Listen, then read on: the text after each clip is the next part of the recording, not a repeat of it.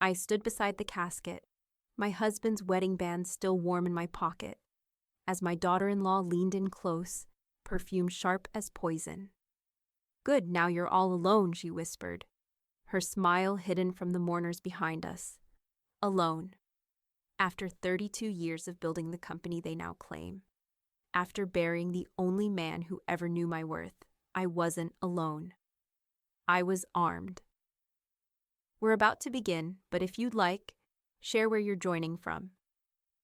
It reminds me this story doesn't echo into silence. It lands somewhere real. Drop it in the comments, and don't forget to subscribe.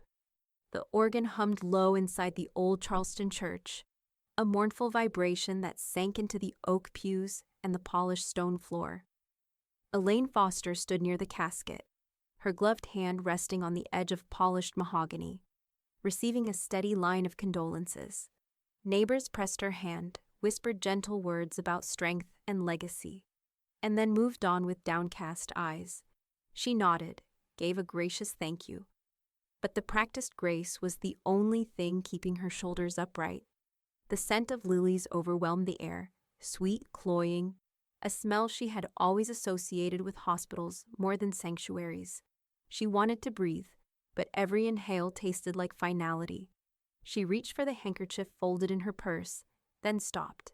Instead, she slipped her fingers across the smooth surface of the leather folio tucked beneath her arm. The folio had weight, purpose. She would not trade it for a flimsy square of linen soaked in grief. From the corner of her eye, she noticed Chelsea drift closer. The younger woman's heels clicked too sharply for a funeral, her dress a shade too celebratory. Chelsea bent in, face near Elaine's veil, and whispered just loud enough for Venom to carry, "Good, now you're all alone." The words sliced colder than the autumn draft slipping through the church's stained glass windows. Elaine did not flinch. Her mouth stayed composed in a faint, dignified curve. Only the tightening of her grip on the folio betrayed the storm inside. Grant, her son, hovered awkwardly at Chelsea's side. His hand brushed his wife's wrist, then clasped it with a silent plea. He didn't rebuke, didn't defend. He merely squeezed, eyes flicking away from his mother's. Elaine caught the cowardice in that glance, and something in her chest hardened. In the back pew, Marjorie Banks, straight-backed as always, tilted her head ever so slightly. Even at this distance, Elaine knew her friend had heard. Marjorie had a way of noticing whispers, as though silence itself funneled them directly to her sharp ears. Their eyes met across the aisle, Marjorie's a warning, a promise that she had witnessed the insult. The choir shifted into the recessional hymn, the voices trembling more from emotion than harmony. Elaine forced her breathing into the rhythm of the music. Step by step, she moved to the front, guiding the pallbearers as they prepared to carry her husband down the aisle for the last time. Chelsea leaned closer again, but Elaine tilted her head slightly away, denying her the intimacy of further cruelty.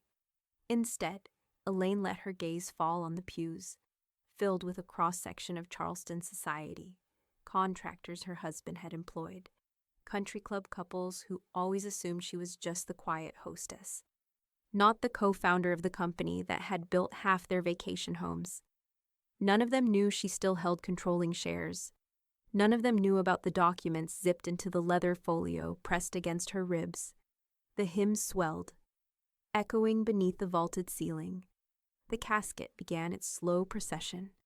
Elaine walked behind it, step steady, veil trembling slightly in the draft. She imagined her husband's hand at her back, guiding her forward one last time.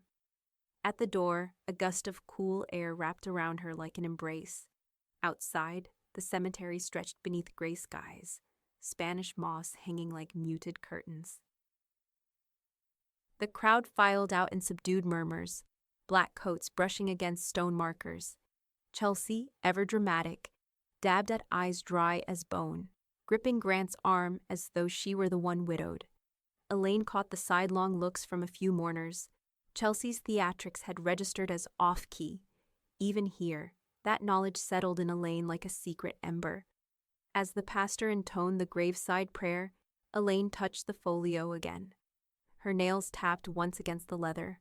The sound was soft, but to her it was a drumbeat.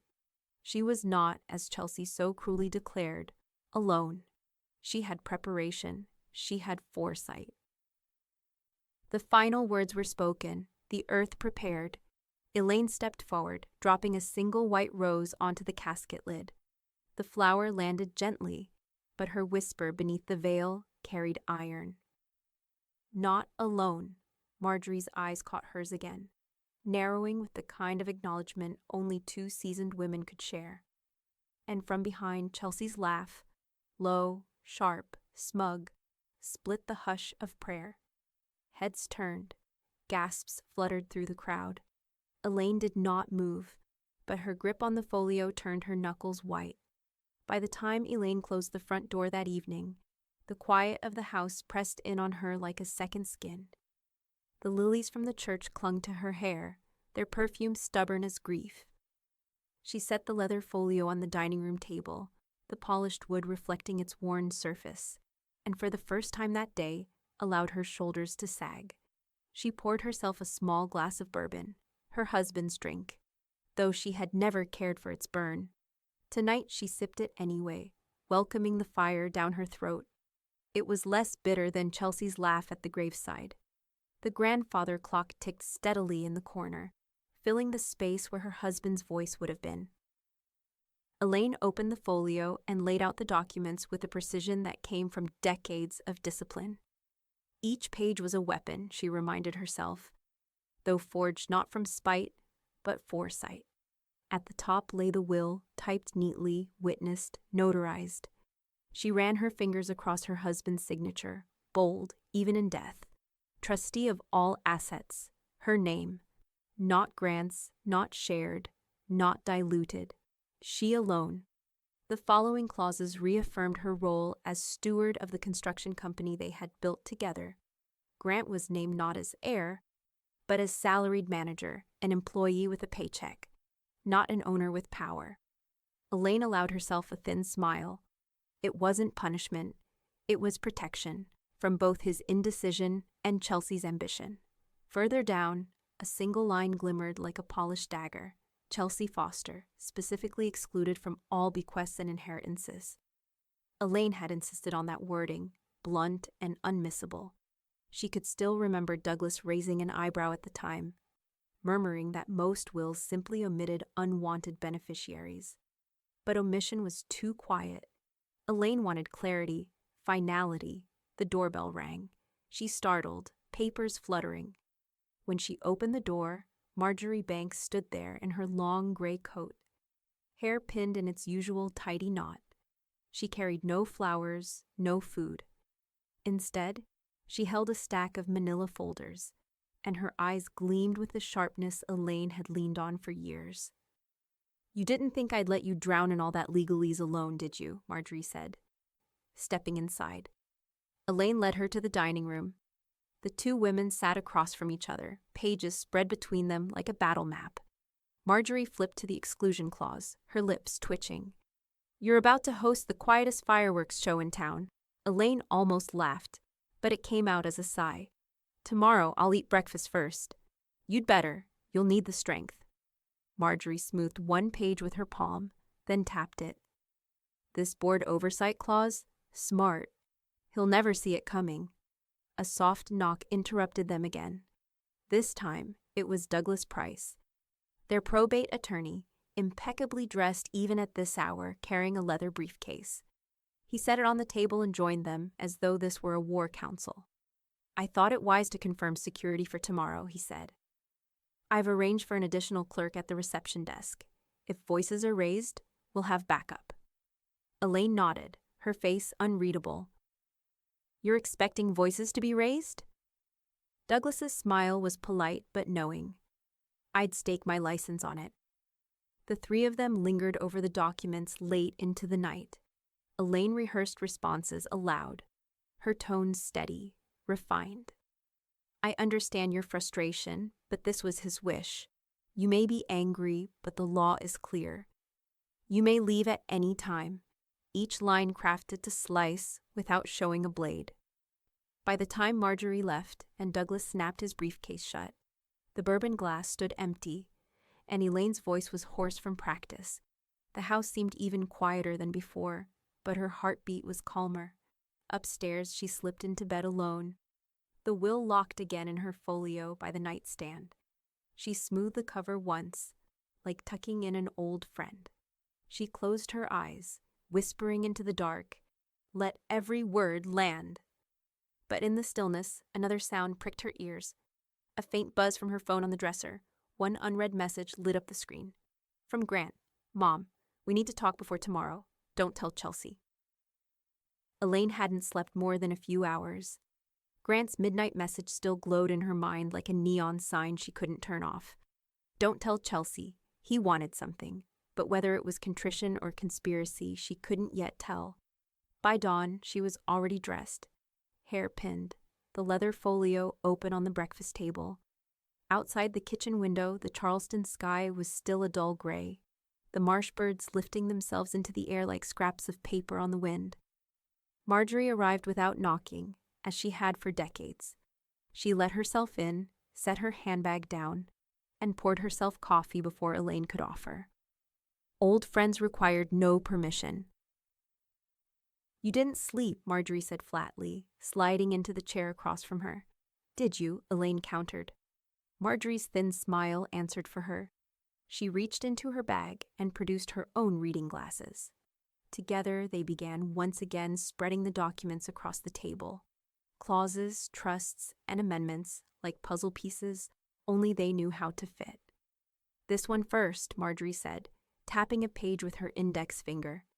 The amendment locked every share of the construction company under Elaine's control, until she chose to relinquish them. "Grant won't like it, but he'll understand. Chelsea, though." She let the name dangle in the air like smoke. Elaine's hand rested flat on the clause. "The company was never a toy.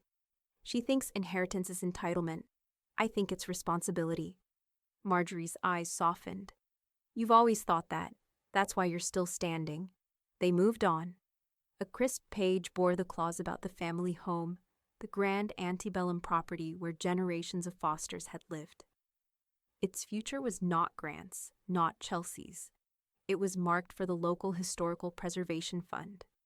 Elaine imagined tourists walking through its halls decades from now, docents telling stories not of Chelsea's tantrums, but of the company that had built Charleston's skyline.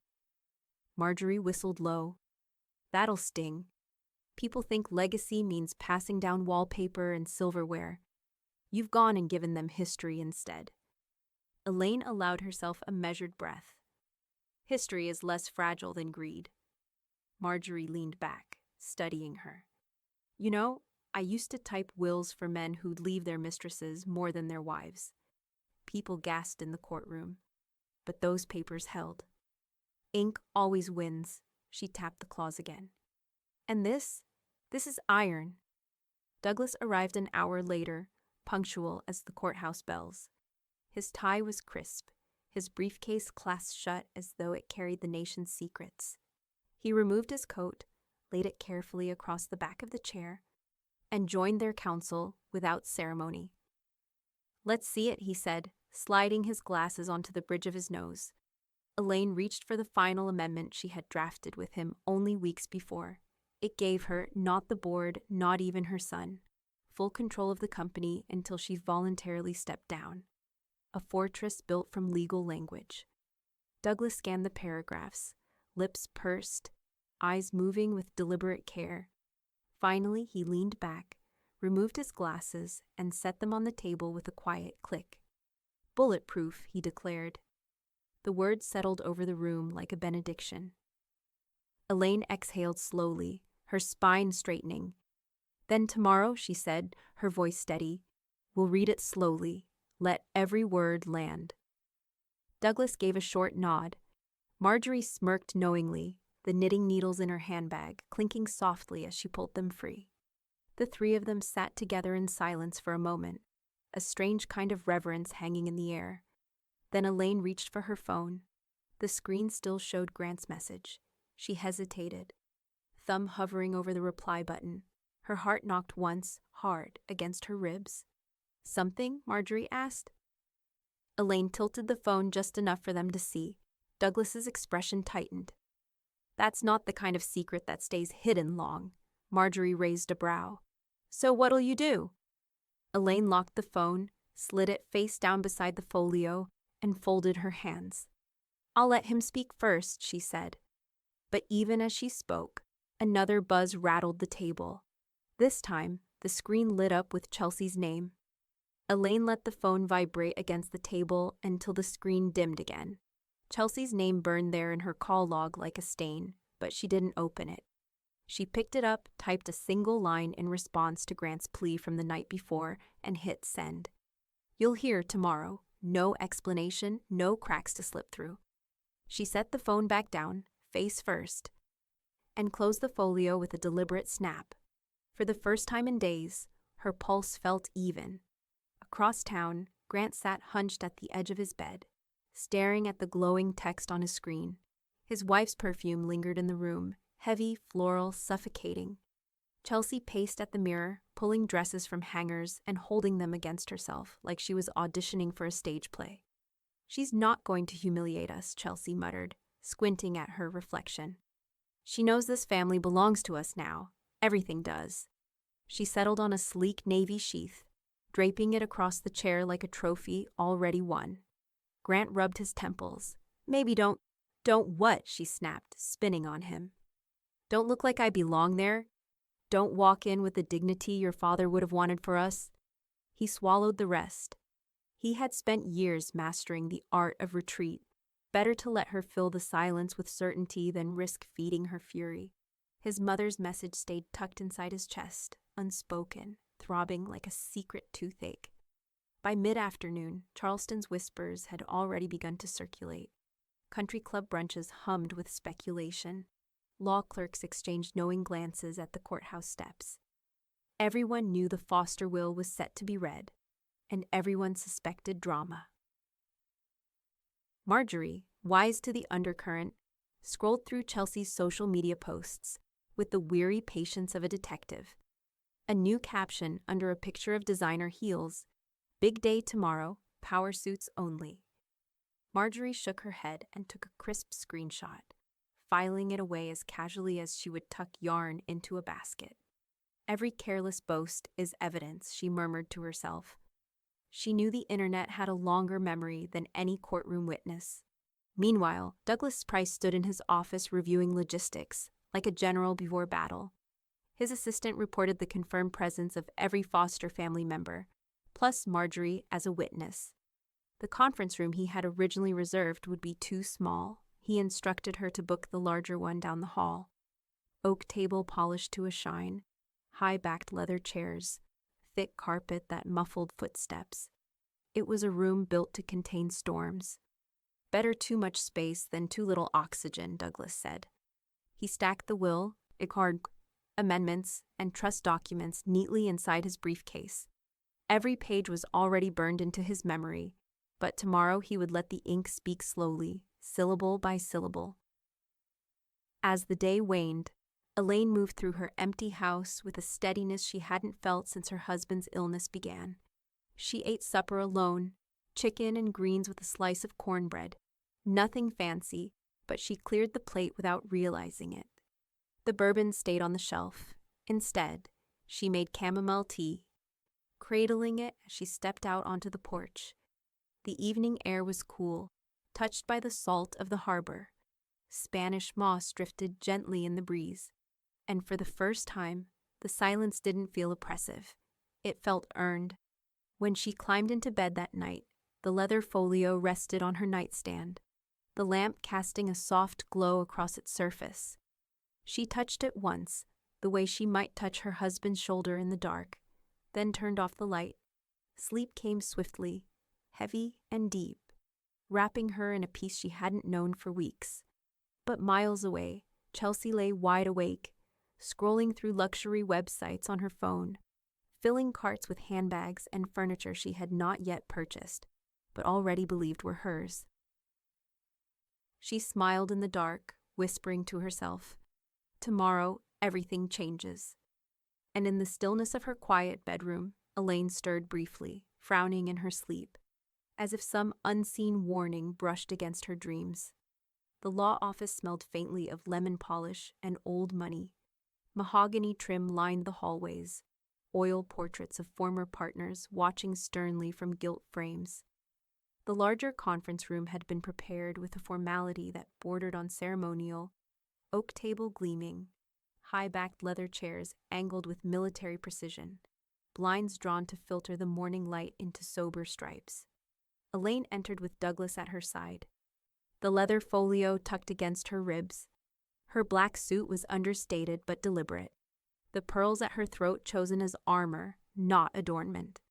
She walked with the quiet poise of someone who understood that control was not in the volume of one's voice, but in the steadiness of one's step.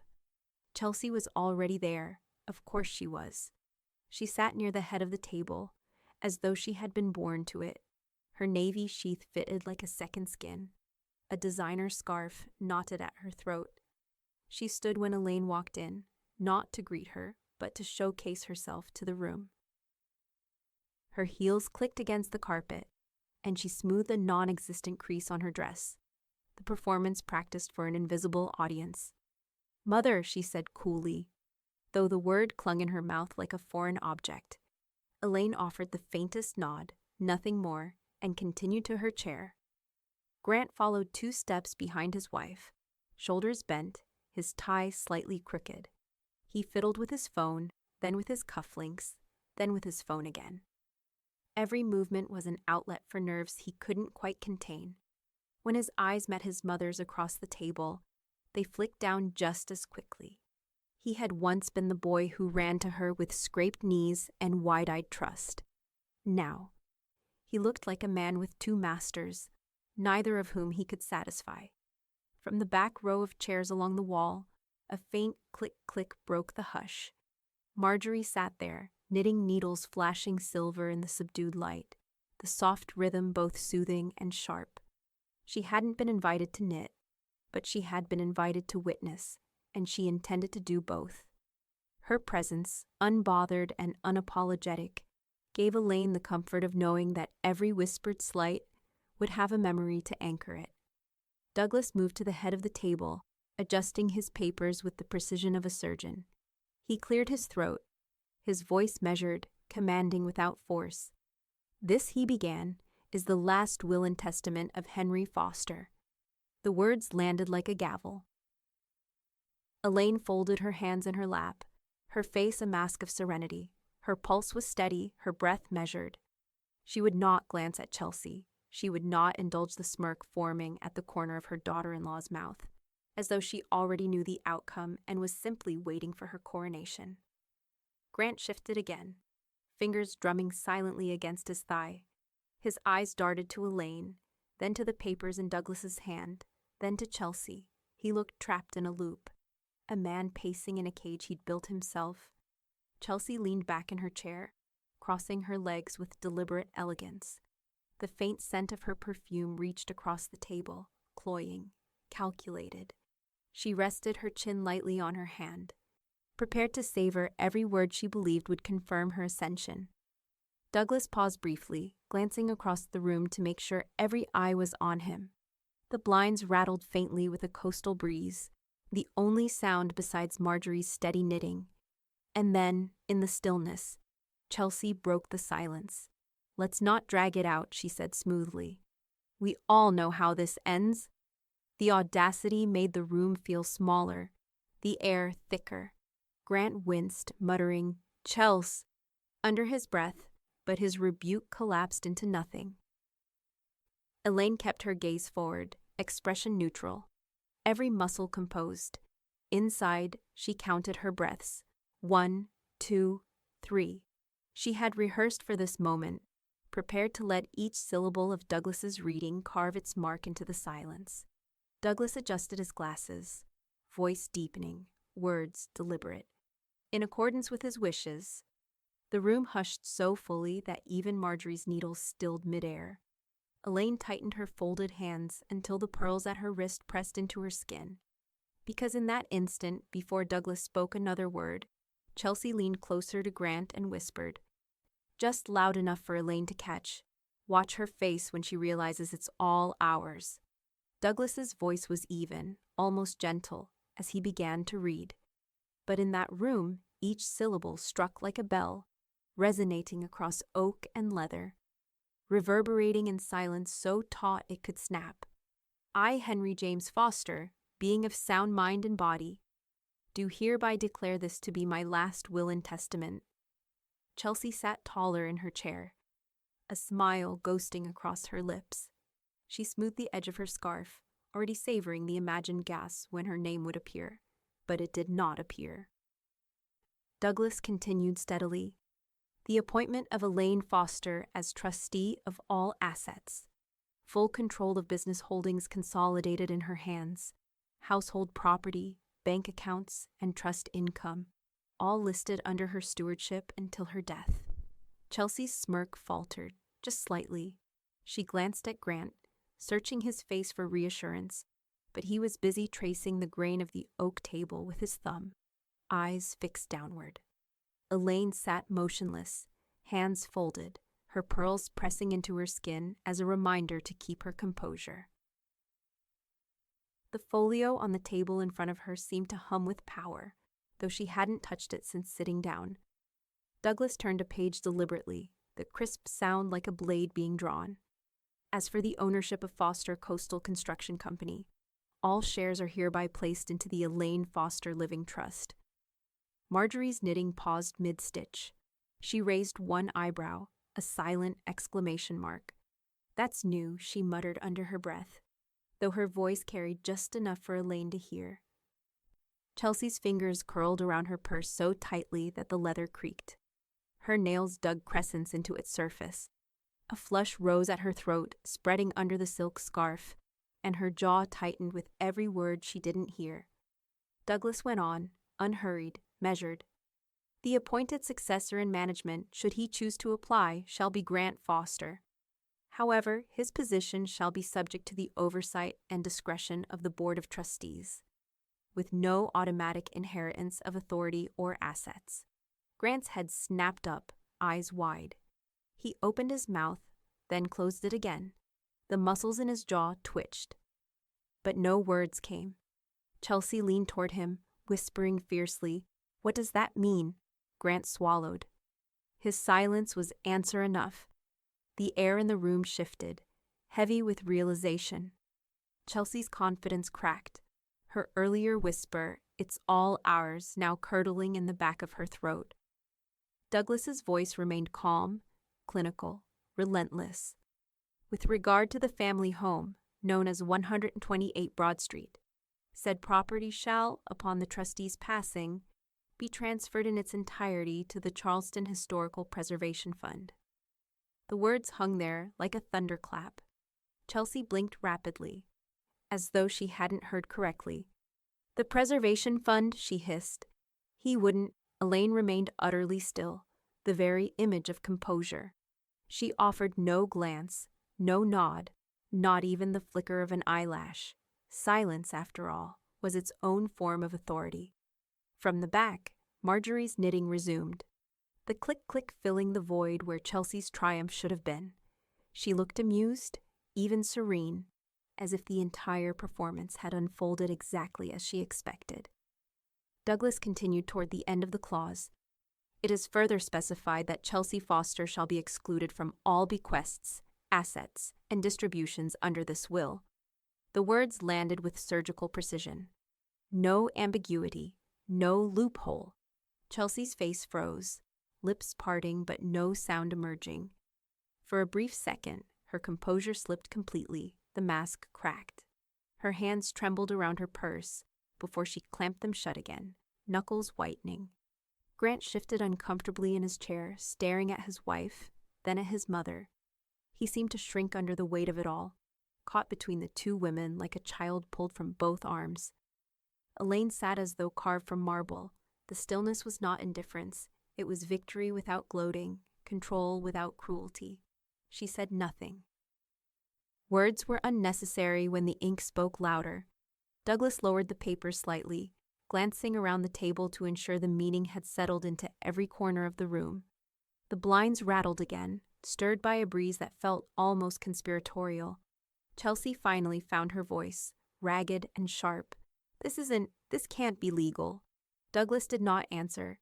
He simply turned to the next page, the rustle of paper loud enough to drown her protest. The silence after Douglas's last words was brittle, like a glass left too close to the edge of the table. Chelsea's chest rose and fell in short, furious bursts, her fingers flexing against the mangled leather of her purse. The clock on the wall ticked once, twice, too loud in the hush. Then it shattered. "This is a farce!" Chelsea's voice cracked the polished air of the room. "You think you can erase me? I've given years to this family. Years." Her hand slammed the table, rattling the water glasses, the sound violent against the veneer of civility. Grant flinched, reaching for her arm. "Chelsea, stop!" She jerked free, eyes wild. "Don't you dare tell me to stop. This affects you too. You're supposed to inherit this company, this home, this legacy. Not sit there like a little boy while she—" Chelsea jabbed a finger at Elaine, her voice breaking into a near shriek. "While she rewrites history." Elaine did not so much as blink. Her pearls glowed softly against the dark fabric of her suit. She looked, if anything, more still with every crescendo of Chelsea's fury. Douglas cleared his throat and lifted the document again, his tone unchanged, infuriatingly calm. "This will has been duly notarized, with 3 independent witnesses, each of whom have submitted sworn affidavits of its validity. Dates, signatures, and stamps are in proper order." He looked over his glasses at Chelsea, voice like stone. "It is airtight." Chelsea's face flushed scarlet. "I'll sue. I'll drag this into court. And every judge in this county will see how you've conspired against me." Douglas laid the papers flat, folding his hands neatly over them. "You may certainly try, but the record will stand." Grant reached again, desperation in his touch this time. "Chelsea, please, let's just—" She shoved his hand away, the force of it snapping his watch band against his wrist. The crack echoed in the room. "Don't touch me. You're just as weak as she thinks you are." Grant recoiled, eyes burning with humiliation, his lips pressed tight against the words he didn't dare release. Elaine finally spoke, her voice soft but razor-sharp. "Sit down, dear, or leave." The command was so measured, so unflinching, that for a moment it seemed Chelsea might crumble under its weight. But instead, rage twisted her features. She rose abruptly, chairs screeching against the carpet, and yanked her purse to her side. "You'll regret this," she spat, the words aimed at everyone and no one. Her heels struck the floor in sharp staccato as she stormed to the door. She yanked it open with such force that it banged against the paneled wall, rattling the framed law degrees. The slam as it closed behind her reverberated like thunder. Silence fell again, thicker now, charged with the residue of her fury. From the back, Marjorie's knitting needles resumed their steady rhythm. She didn't look up as she murmured, just loud enough for the room to hear, "And there goes her reputation." A few of the board members present shifted uncomfortably. Others exhaled long-held breaths. Douglas adjusted his papers with clinical precision, as though Chelsea's explosion had been just another expected clause. Grant sat slumped in his chair, his face a mask of shame. He pressed his palms together, elbows on the table, staring at the wood as though it might provide answers. Elaine remained still, her expression unreadable, but beneath the calm she felt her heart steady, her husband's foresight thrumming through every clause Douglas had read. The silence Chelsea left behind was not emptiness. It was confirmation.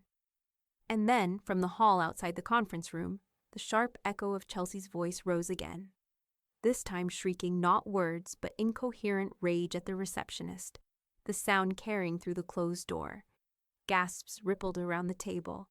Douglas's hand hovered over the next page, but his eyes flicked toward Elaine, silently asking, "Shall I continue?" Elaine lifted her chin, serene as marble. "Let her scream," she said. The sound of Chelsea shrieking eventually faded down the corridor, swallowed by the hum of copy machines and the shuffle of secretaries pretending not to hear. Inside the conference room, Douglas cleared his throat once, crisp and efficient, and turned another page. "There is one final matter of record," he said. Grant lifted his head, face still blotched from humiliation. His knuckles whitened against the armrests as if he were bracing for impact. Elaine remained still, only the faint tilt of her chin signaling that she already knew what was coming. Douglas slid a thin stack of papers across the polished oak. Numbers, columns, and footnotes glared up under fluorescent light. The board engaged a forensic review of company expenditures after certain irregularities were flagged. Marjorie leaned forward slightly, knitting needles pausing midair. "Irregularities," she repeated, tasting the word like strong coffee. Douglas's tone never shifted. "The findings are clear. Mrs. Chelsea Foster charged multiple personal expenses to corporate accounts." Grant's head snapped toward him. "What?" Douglas adjusted his glasses and continued, unbothered. "Airline tickets, first class, New York, Miami, Los Angeles. Designer handbags from boutiques on King Street. Even recurring payments tied to a downtown Airbnb property leased under an alias." He flipped a page, tapping it with one finger. "Altogether, totaling just over $184,000. Grant's face drained of color. She told me those were..." His words died in his throat. Elaine finally let her eyes drift to her son. He looked like a man watching a slow-motion collapse of a house he thought was sturdy. The knowledge hollowed him out, left him pale and slack-jawed. "She said the board approved it," he muttered weakly, voice cracking. Douglas closed the folder with deliberate finality. "Some of the receipts, Mr. Foster, bear your signature." The silence that followed was suffocating. Grant pressed both hands to his face, dragging them down as though he could scrape away the shame. Marjorie's voice cut neatly through the quiet. "Oh, this is about to be public." Her knitting resumed, the steady click punctuating her prophecy. Douglas nodded. "I've already filed the civil recovery action with the court this morning. The company will pursue restitution. The matter will be made part of the public record within 48 hours. A murmur rippled around the board members seated near the back. They shifted in their chairs, trading looks that said more than words could. The fall from whispered scandal to confirmed fraud was always swifter than anyone expected. Elaine straightened her posture, her presence commanding without a single raised word. "The board will manage the recovery," she said calmly. "It belongs in their hands now." Douglas inclined his head. "I'll ensure they have full access." For the first time, Elaine placed a hand flat on the folio, anchoring it. Her nails tapped once against the leather. A small sound, but the kind that traveled in a quiet room. "My husband built this company with his hands," she said softly. "We will not let her turn it into a shopping spree." Grant groaned, burying his face in his palms. "I signed off without reading half of it." His voice was muffled, thick with regret. Elaine's expression didn't soften, but neither did she twist the knife. She had no need. Truth had already done the work. Marjorie set her knitting in her lap, looking at him with sharp clarity. "Son, ignorance isn't innocence. Not in a company this size. The papers will eat you alive if you don't stand taller than this." Grant flinched as though struck. He opened his mouth, then closed it again, words failing him in front of his mother, his father's lawyer, and a room full of board members who had just watched his wife's empire of lies collapse. From the hallway, the faint echo of Chelsea's voice carried back, now pitched lower, venomous. She was on the phone. The words seeped through the door like smoke. "Lawsuit. Defamation. I'll destroy them." Douglas's gaze flicked once to the door before returning to Elaine. "She's already moving to spin this," he said evenly, "but the numbers don't lie." Elaine finally allowed herself the smallest smile, thin, sharp, and fleeting. "Neither does ink." The headline hit Charleston before Chelsea's anger had even cooled. "Daughter-in-law Mazzusa's family company funds." The Post and Courier ran it on page 3, nestled between a city council squabble and a charity gala preview. but the headline's starkness made it linger, whispered across brunch. Tables and cocktail bars. The name Chelsea Foster carried weight now, but not the kind she craved. By noon, her phone had turned traitor. Where once it buzzed with invitations, praise, and gossip, now it pinged with silence. Friends who had adored her curated photos suddenly couldn't comment. Group chats dimmed. One by one, the women she thought of as allies scrubbed their feeds of tagged photos. Chelsea posted furiously at first, filtered selfies, captions about fake news, and smear campaigns. But the comments were thin, a trickle of sympathy drowned by a tide of quiet untagging. The Charleston social scene had always loved spectacle, but it loved distance from scandal even more. At the construction offices downtown, whispers moved faster than concrete trucks. Grant walked into the boardroom that Monday morning to find conversations halted mid-sentence. Laptops snapped shut. A young project manager muttered, "Did you see?" before pretending to be engrossed in blueprints. Even the receptionist's smile felt strained, more pity than warmth. Grant buried himself in paperwork, though the numbers blurred into nonsense. He could feel it, co-workers' eyes on his back, measuring his complicity. No one said it aloud, but the question hovered like humidity. How much did he know? Meanwhile, Elaine did not give a single interview, did not release a statement. She answered no calls from reporters fishing for quotes. Her silence was its own fortress. And yet the silence spoke. Within a week, inquiries for new builds and renovations at Foster Coastal Construction rose noticeably. Clients mentioned stability, integrity, even, finally, a steady hand.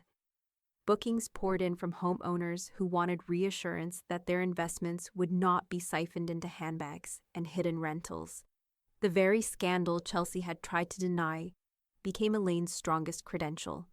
At her kitchen table one afternoon, Marjorie spread the latest newspaper across the placemats.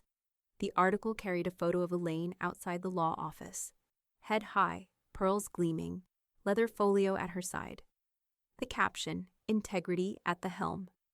Marjorie chuckled, the sound dry as gin. "She wrote your ad campaign for you." Elaine allowed herself a rare laugh, soft but genuine. She stirred her coffee and said nothing because nothing more needed to be said. Douglas, however, was not one for half measures. He sat across from them, briefcase open, pen scratching across papers. "We've frozen every account under her name. Corporate cards, company reimbursements, discretionary budgets, all locked." He glanced up. Expression mild. "If she tries to swipe so much as a cab fare, it'll decline." Elaine nodded, lips pressed into a faint, satisfied line. "Let her feel the silence of a declined transaction. It will be louder than anything I could say." Douglas snapped the briefcase shut, his workmanlike efficiency as reassuring as the thick oak beams overhead. Still, in quieter corners of Charleston, Chelsea tried to spin her story. She whispered to acquaintances that Elaine had manipulated the will. She hinted that Douglas had doctored the audit. She painted herself as the victim of an old woman's jealousy. But even in those hushed exchanges, she could feel the skepticism hardening. Too much ink had already dried. One evening, alone in her townhouse, Chelsea stared at her reflection in the black screen of her dead phone. Friends gone, accounts frozen, reputation gutted. She pressed her palms to the glass coffee table, breath shallow. For the first time, the walls felt too close, the silence unbearable. And then she whispered aloud, as though confessing to the empty room, "I'll make them pay for this." At that exact moment, across town, Elaine locked the office lights, leather folio in hand. Outside, the evening air was crisp, laced with salt. She paused on the steps, sensing something in the wind, not fear, but the certainty that Chelsea was far from finished. The boardroom smelled faintly of cedar polish and strong coffee. Sunlight filtered through the tall windows, casting thin bars of light across the long table where the directors sat in neat rows, papers fanned before them. Elaine presided at the head, Her leather folio closed, hands folded calmly over it as Douglas reviewed the agenda in his even, unhurried cadence. Grant sat halfway down the table, shoulders hunched, eyes on the papers he wasn't reading. He shifted uncomfortably with every pause, as if he could feel the weight of unspoken judgment pressing down on him. The meeting had just turned to financial recovery measures when the door slammed open.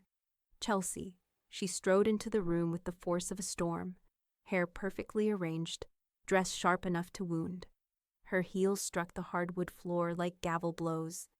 "This isn't over," she announced, her voice cutting through the stunned silence. "You think you can erase me with one headline? With one biased attorney?" Gasps rippled down the table. A few directors leaned back instinctively, as though her fury carried a physical weight. Elaine did not flinch. She simply raised one hand, motioning with the kind of effortless authority that had guided crews through storms and contracts through negotiations. The two security guards posted discreetly in the hall stepped forward. "Mrs. Foster," one of them said carefully, but Chelsea waved them off, eyes burning. "Don't touch me. I belong in this room. This company is mine through marriage, through loyalty, through sacrifice. You think these men respect her?" She jabbed a manicured finger at Elaine. "She's nothing without my husband's name, without what we built." Douglas adjusted his tie, his expression unreadable. He pulled a folder from his briefcase, slid a sheet of paper across the polished wood, and spoke in the same calm tone he'd used to read the will. "Mrs. Foster, you've been served with a temporary restraining order, filed and approved this morning. You are legally barred from entering these premises or accessing any company resources." The words landed like a verdict. Chelsea's mouth fell open. "You can't..." Douglas's gaze met hers, steady and firm. "I can, and the court has already agreed." For a moment, Chelsea looked almost undone. Her hand trembled around the strap of her handbag. But then rage surged back, her voice climbing to a shriek. "This is a conspiracy. You'll all regret backing her. She'll drag this company into the grave with her pride." Grant half rose from his seat, torn between the instinct to shield her and the shame of what she'd already done. "Chelsea, please," he whispered, voice breaking. But she shoved past him, her shoulder knocking into his with deliberate force. He sank back down, helpless, face pale, eyes glistening with a humiliation he couldn't mask. Marjorie, seated in the back row, lifted her knitting needles and clicked them together faster, the rhythm sharp and unrelenting. She smiled faintly, as though she were watching a play whose ending she already knew. "Shall we put it to vote?" Elaine asked, her voice low but steady. Douglas nodded, all in favor of reaffirming Mrs. Foster's authority as trustee and CEO. One by one, hands rose around the table, not a single dissenting voice. Elaine let her eyes travel across the room, acknowledging each nod with the faintest tilt of her head. The vote was unanimous. Chelsea's breath came fast and shallow. She looked around the table, searching for a single ally, finding none. The room had already moved past her. Security stepped closer. "Mrs. Foster," one said firmly. Chelsea clutched her bag tighter, her face twisted in fury. "This isn't finished," she spat and stormed out, her heels hammering a retreat that sounded more like defeat. The heavy door shut behind her. For a moment, the boardroom held its breath. Then Marjorie's needles resumed, quick and certain. "And that," she said softly, "is what control never looked like." Elaine exhaled slowly, her shoulders lowering at last. But before the relief could settle, Douglas's phone buzzed against the table. He glanced at the screen, and his face darkened. "Chelsea's just filed an emergency motion," he said. "She's taking this fight to court, today." The emergency motion barely made it to court. By the end of the week, the judge dismissed Chelsea's filings with a line as sharp as Douglas's own pen, unsupported and without merit. The restraining order stood.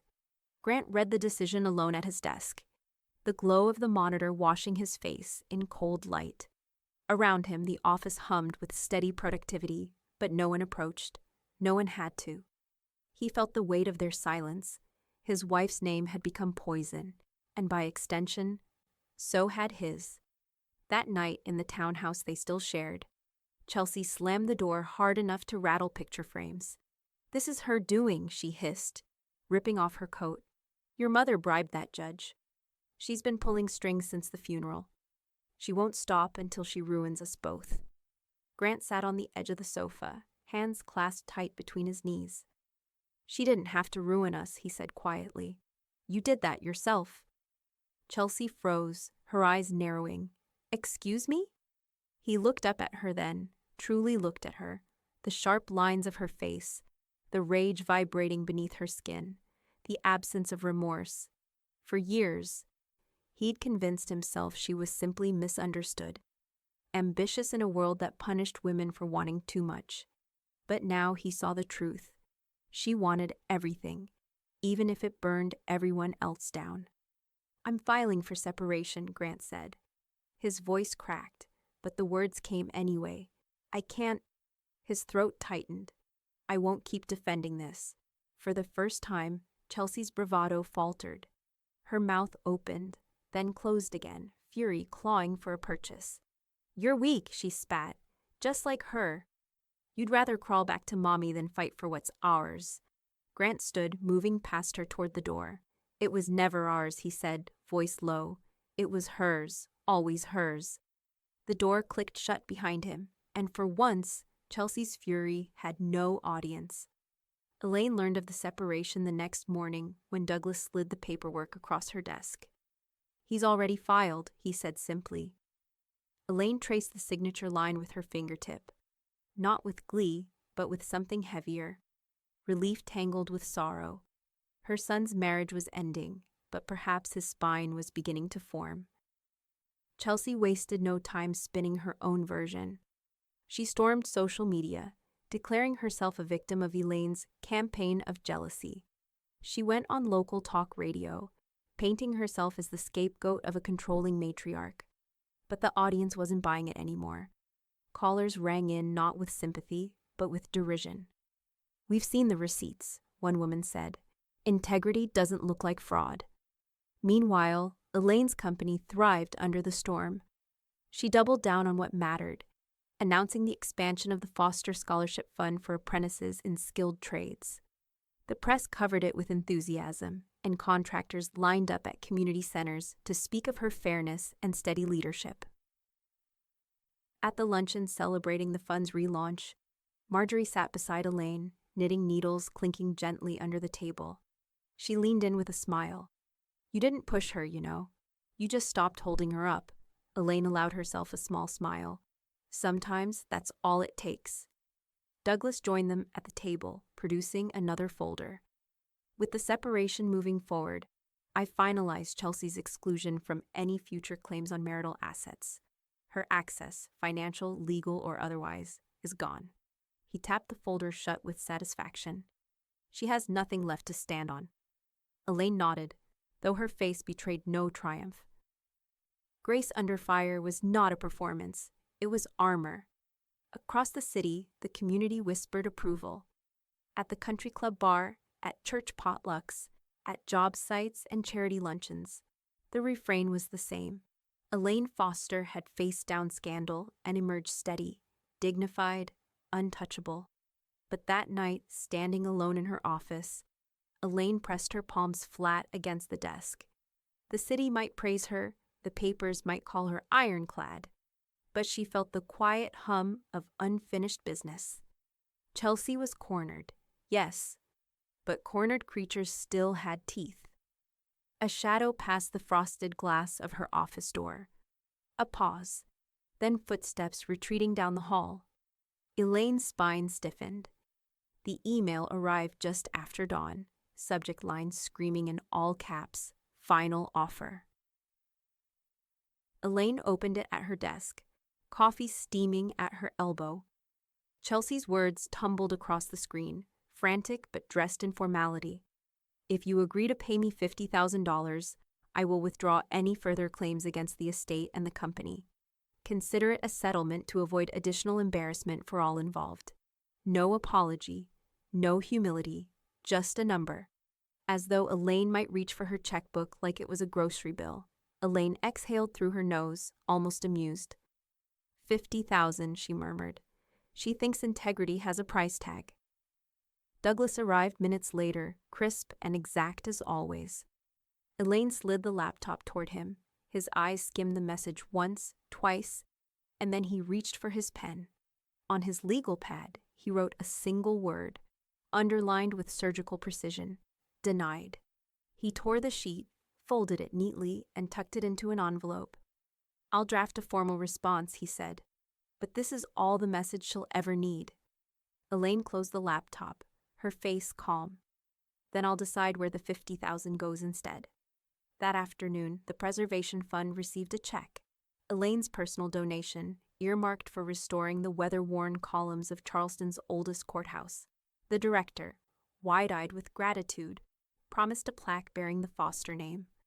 Elaine allowed herself the smallest smile. Let her see it every time she files a motion that fails. Meanwhile, Grant sat in the waiting room of a counseling office on Wentworth Street, staring at the carpet pattern until it blurred. For the first time in his life, he wasn't trying to please his mother or defend his wife. He was simply trying to hear his own thoughts. When the therapist called his name, he rose on shaky legs. He felt lighter walking into that room, though the weight of years clung stubbornly to his shoulders. That evening, Marjorie and Elaine sat on the porch, the air sticky with the scent of salt and magnolia. Marjorie's knitting needles clicked in steady rhythm, the sound a metronome to Elaine's silence. She asked for mercy, Elaine said at last. Marjorie didn't look up. Mercy is free. Re-entry isn't. She snapped the yarn, tying off the end with brisk efficiency. You gave her more than she deserved by not laughing in her face. Elaine let the words settle, the truth of them soft but unyielding. Later, in the quiet of her study, Elaine opened her leather folio once more. Inside, Douglas had placed a fresh draft. Amendments to her own will. It was airtight now, every clause reinforced, every potential loophole sealed. The company's succession plan, the scholarship fund's expansion, the preservation fund's future, all mapped with clarity that would outlive her. She signed with a steady hand, her pen scratching across the paper like a blade etching permanence into stone. For the first time since the funeral, she felt the deep calm of certainty. She closed the folio, smoothed its surface, and whispered into the silence. No more surprises. But as she reached to switch off the lamp, her phone lit up, a blocked number. A voicemail notification blinked on the screen. Elaine hesitated, thumb hovering. Then, with deliberate composure, she pressed play. Chelsea's voice filled the room, hoarse, ragged, venomous. You think this is over, Elaine? You think you've won? I'll burn it all down before I let you have the last word. The message ended. The silence afterward was heavier than any storm. The courthouse smelled of varnish and old paper, the air thick with anticipation. Charleston's gossips had filled the benches, disguised as concerned citizens, eager for a glimpse of the Foster scandal that had stretched from whispered country club chatter to the front page. Elaine sat at the plaintiff's table beside Douglas, leather folio neatly closed in front of her, pearls gleaming faintly under the fluorescent lights.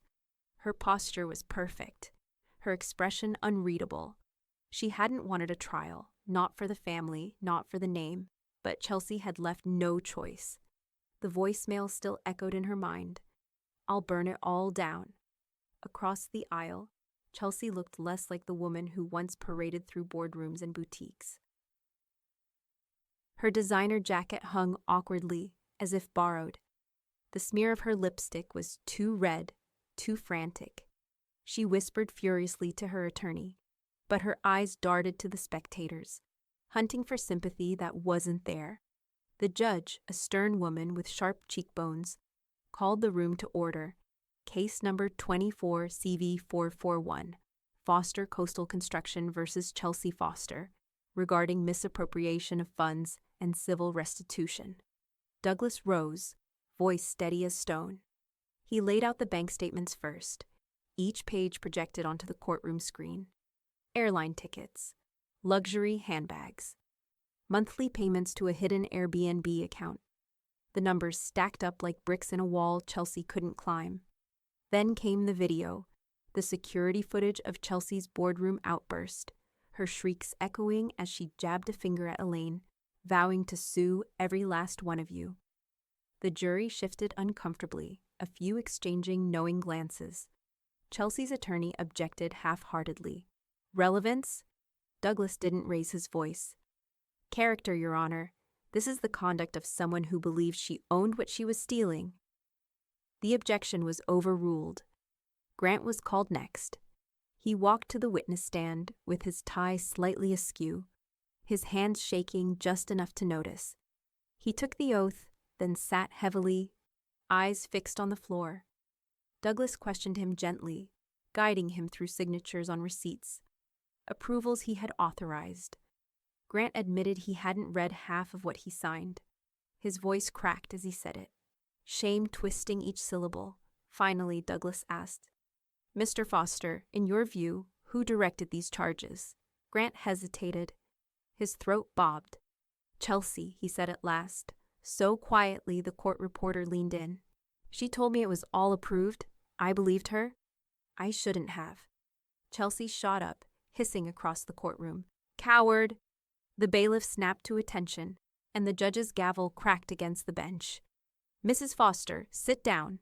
Grant flinched, but he didn't retract his words. He stepped down, passing by his mother's table. For the first time in years, he paused.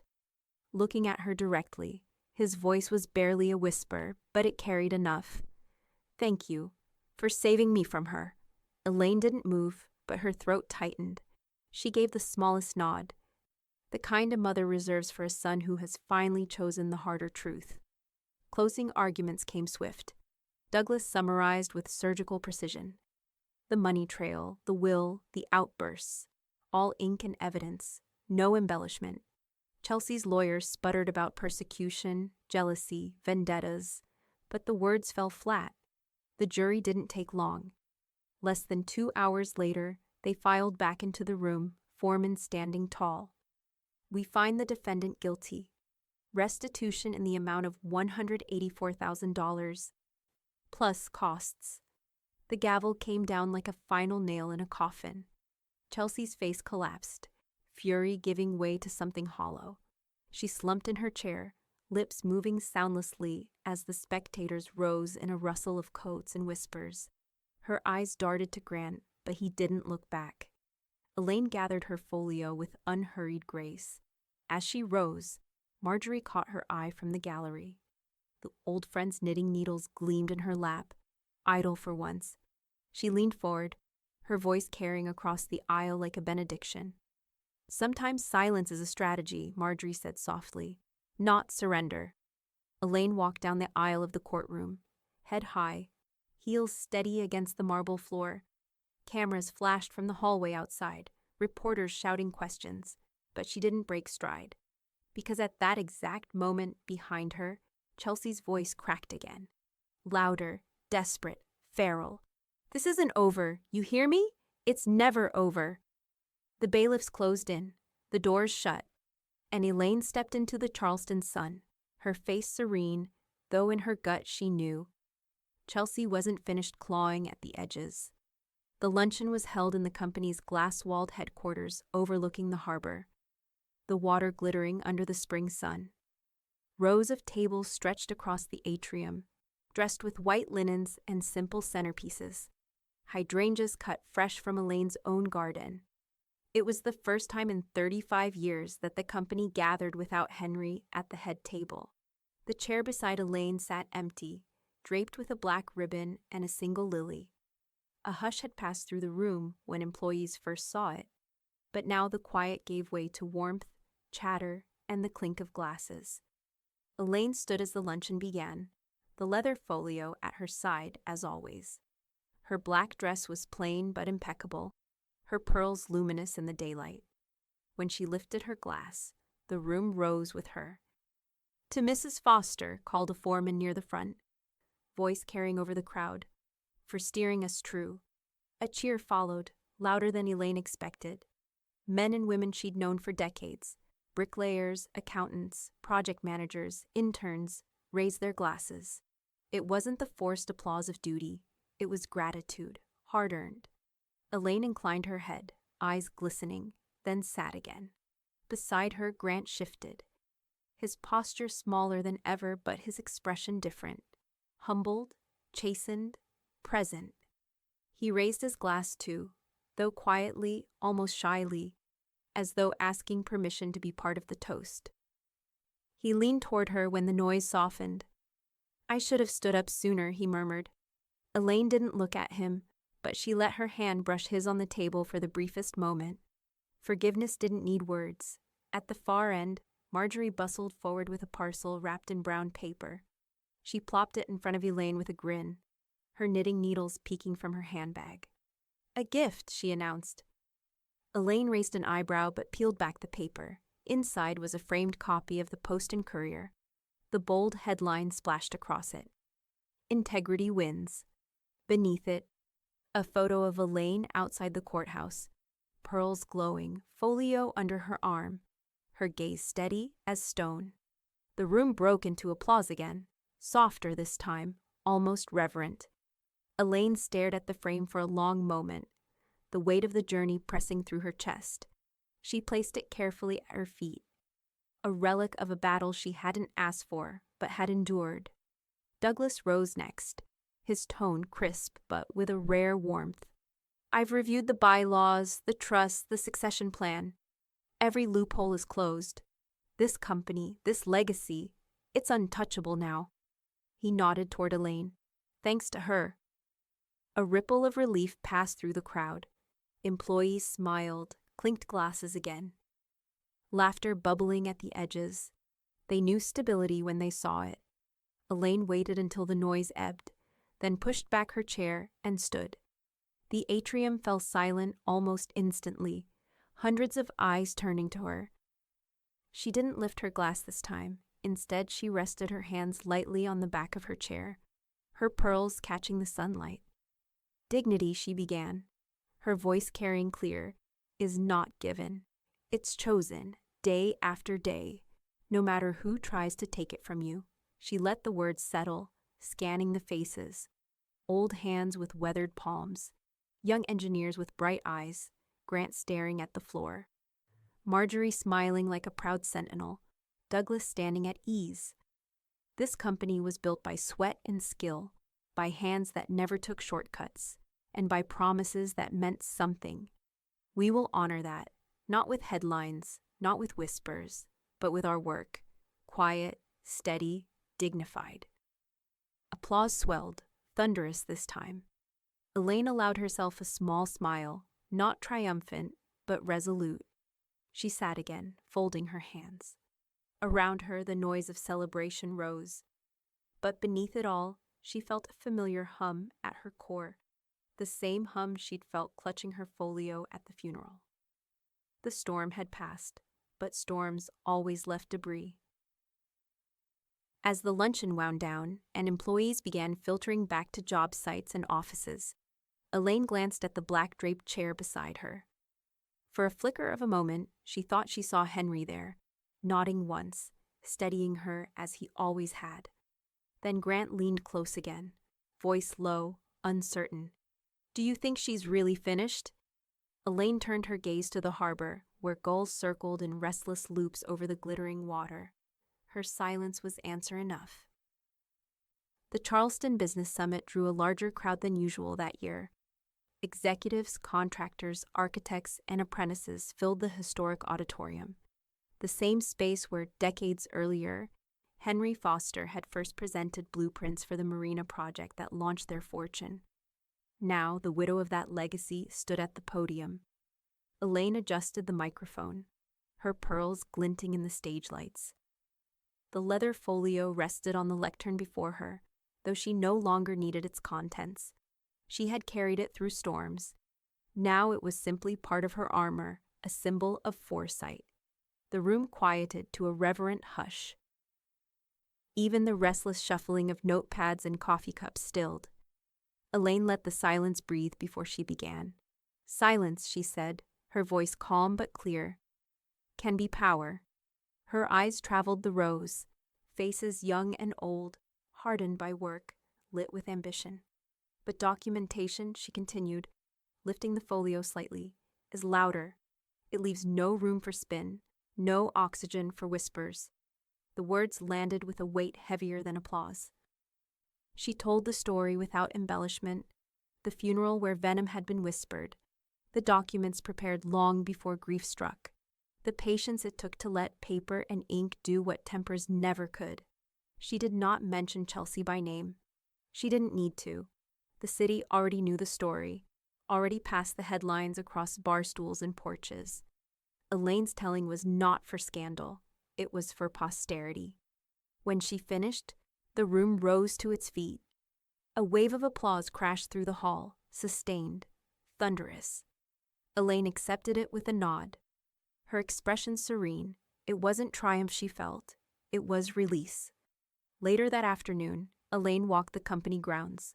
The sun was soft on the glass facades, the air filled with the rhythmic clang of steel and the shouts of workers coordinating across scaffolds. The hum of labor was music, steadier than any hymn.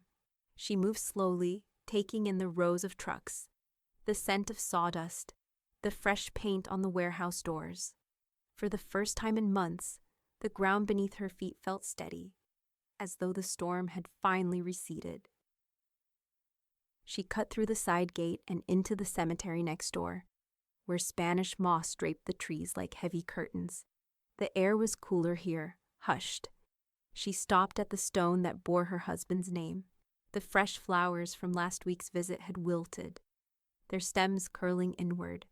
She replaced them with lilies, crisp and white. Kneeling, she laid a hand against the cool granite. "I'm not alone," she whispered. The words caught in her throat, not from grief, but from certainty. Behind her, footsteps approached. Marjorie, her knitting bag slung over one arm, her posture straight as ever. She didn't speak at first, just waited, giving Elaine her silence. Then she slipped her arm through Elaine's, tugging gently. "Come on," Marjorie said softly. "The office won't run itself." Elaine rose, smoothing her skirt. Together they walked back through the iron gate, sunlight spilling across their path. At the corner of the cemetery wall, Elaine paused, glancing once more at the grave, then forward toward the company she and Henry had built. The hum of hammers and saws carried on the breeze, blending with the cries of gulls circling the harbor. She tightened her grip on Marjorie's arm, her pearls warm in the afternoon light.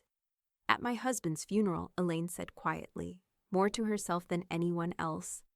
My daughter-in-law whispered, "Good, now you're all alone." She exhaled, her gaze steady, unflinching.